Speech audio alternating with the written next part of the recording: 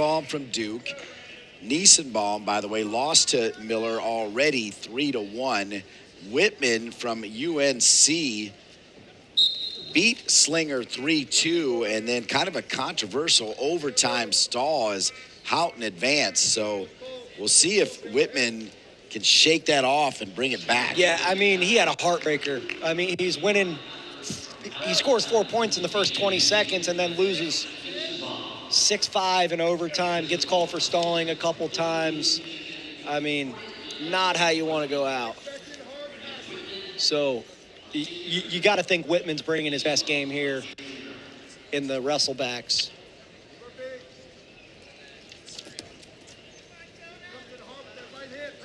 So Duke in North Carolina. Center stage again here on mat 2 for a shot at that third place match. Again, only 3 will come out of 285.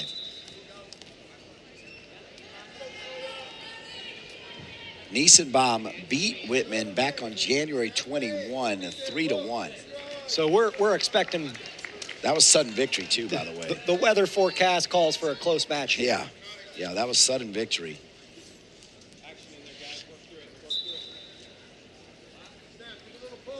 Got that wrist with the right hand, does Whitman. Good snap. And the difference in height here is like you're looking at NBA point guard versus center here. Niesenbaum's got at least a full head. Yeah, he does. He's got great size, very long. I mean, you think about the body of Jacob Casper that I already talked about. I mean, Casper was... He's much bigger than Casper was. Yeah. But if you see Casper, I think his name is Julius Creed now.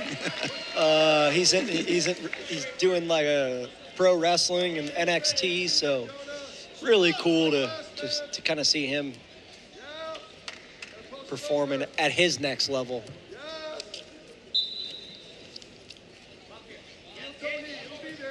So 197 still featured over on mat 1, where, again, 3 automatic qualifiers. We've already seen Shaw advance, and Jay Aiello from Virginia with a 2-1 lead over Dakota Howard. That's on mat 1, where, again, only 3 will come out of 197 and 3 out of 285.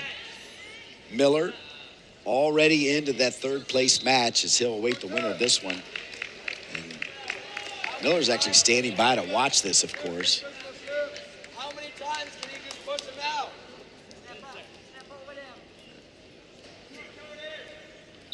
So 3 minutes and no score here.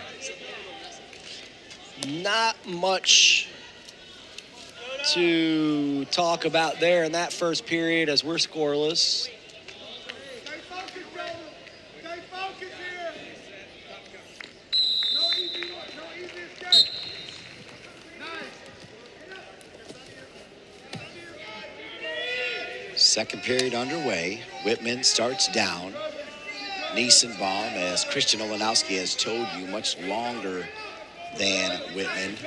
But there's some power, and Whitman escapes. So Whitman has a 1-0 lead. Remind everybody what happened in that Whitman-Houghton sudden victory situation. Yeah, so what happened, 4-1, or nothing early, like 20 seconds in. And then, Houghton claws his way back. It's 5-3, or 5-2. Whitman had been warned for stalling. He gives up a takedown, gets ridden out, stall call, 5-5, go to overtime, and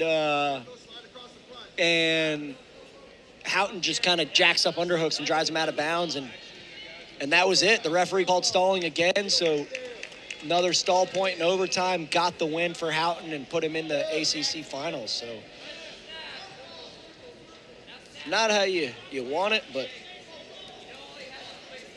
mean, and to put it mildly, the very entertaining head coach Coleman Scott, who probably could still be wrestling today, was not happy.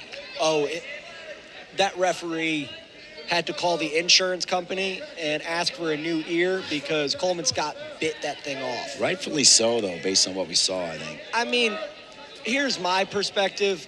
I'm unbiased, but I'm also not a referee. I'm a fan, right? And overtime, conference weekend, you're just going to call a guy for stalling and end the match? So this is the stall call here. You see Houghton will jack up the hooks and just drive him out. If you are Whitman, you got to work in. But if you're Houghton, you can't just push him straight out. So I don't have the right answer there. So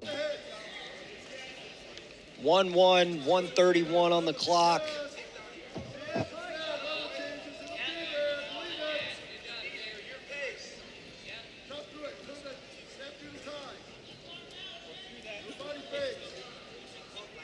Call me crazy, Christian, but I just don't see a shot coming here. I think we're going to see a victory on a reattack or a down block or a go behind or something like that. But yeah, the only way to get a there you go. You just mentioned an attack. Sliding right out, though. Really good work by Whitman to slide out. He'd lost his feet for just a moment.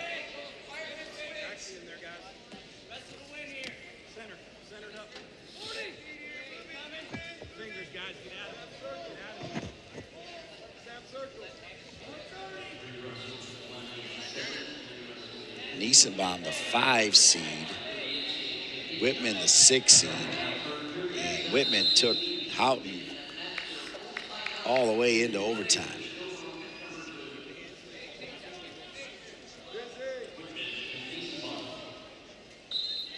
And speaking of overtime, I think Whitman's going to be looking at back-to-back overtime matches here. Talk about the anxiety of his parents. Holy smokes.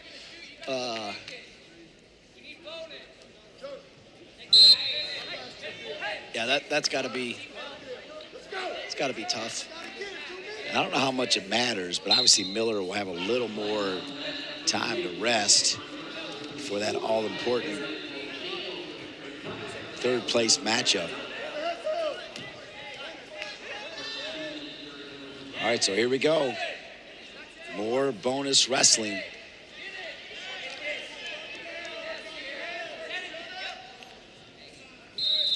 Shot by Whitman, underhooks.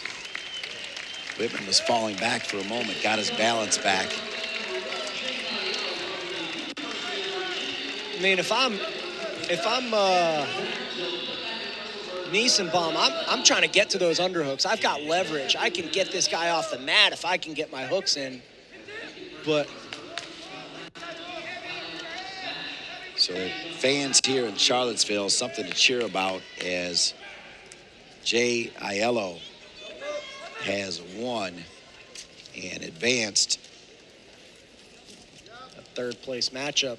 Yeah, at 197. So 197 exactly identical to 285, where only the top 3 get those AQs. Meanwhile, Matt 1 will start up on 125s. And that is massive because the winner of that match between Moore from North Carolina and McCormick from Virginia gets that final AQ at 125.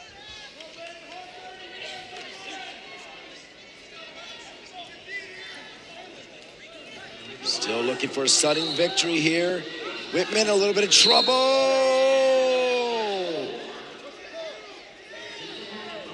And Niesenbaum and the Duke bench thought they were still in bounds.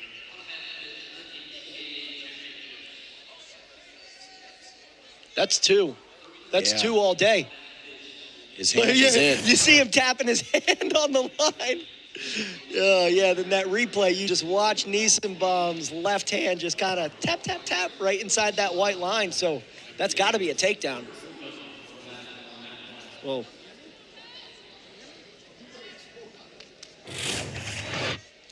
so shot, spin, left hand blocking. Look at Whitman's left hand. Oh, they're out. Well, I guess he already had two at that point, right? I thought he had two. Yeah, they say no. They waved it off. Well, that's why we get paid to sit here and not. Well, and actually, I would have felt bad for Whitman based on what happened against Houghton. They would have been oh so similar, really. Yeah. Overtime heartbreakers.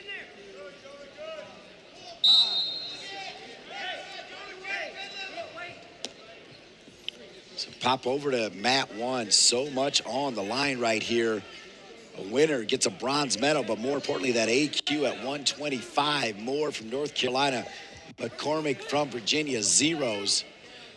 The winner's going dancing, and Patrick's wearing the white singlet. He showed up to wrestle. He knew it's time to party. So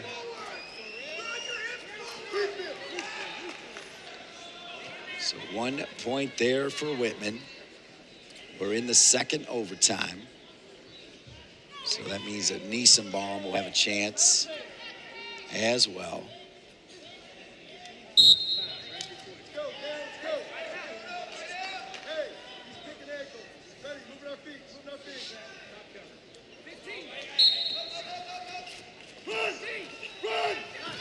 I've got it as 2-1. Don't you have it as 2-1?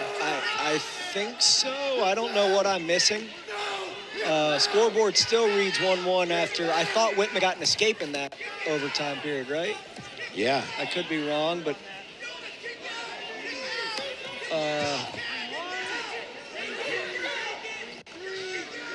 so Whitman looking at the clock. Oh, wow, man. He got one. How does he not hold for two? Yeah, it should be 2-2, and I guess that'll give Whitman the win because he's got riding time. So I think Whitman wins. Yeah, they just never updated the scoreboard. Yeah, so. yeah, I was confused on that for a second. So I was so close. Much as Niesenbaum just almost had it, but you know what they say, almost is only good in horseshoes and hand grenades. Yeah, it's interesting, though, that Niesenbaum faded off right there at the end. If he just hangs around longer, yeah, he's got it. Instead, it's Whitman. He gets that reversal.